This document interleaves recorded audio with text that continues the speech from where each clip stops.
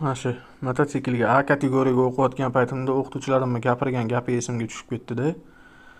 Mototsiklga o'tirgan haydovchi yo'lni qatnov qismiga chiqishdan oldin mototsiklga emas, avtomobilga, mashinaga o'tirdim deb tasavvur qilsa, javobgarlikni, mas'uliyatni his qilsa, tezlikni oshirmaydi, tormozlanishni ham sal oldinroqdan boshlaydi.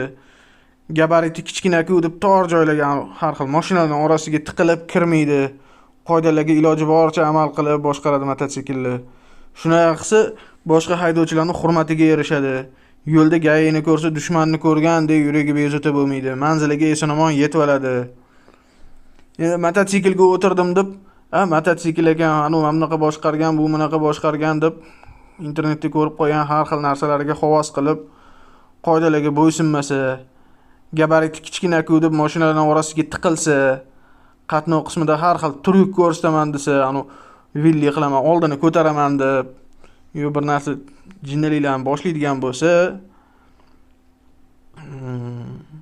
tezlikni oshirsa, eng asosiysi mas'uliyatni his qilmasa, ham haydovchilarning so'kishiga qoladi, ham sog'lig'iga, cho'nchagiga, mototsikliga zarar bo'ladi.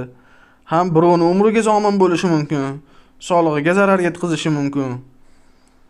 Ham xotirjamligi yo'qoladi. Undan tashqari pravaga o'qiyotgan vaqtda o'sha o'qituvchilarni qoidalarni tushuntirib, shunaqa yurasan deganda, xo'p deb gapirgan gapiga xiyonat qilgan bo'ladi deyishgan edi-da. Shuning uchun yo'lda o'zimizga qarab, ehtiyot bo'lib, xotirjam, qoidalarga bo'ysunib yuraveraylik.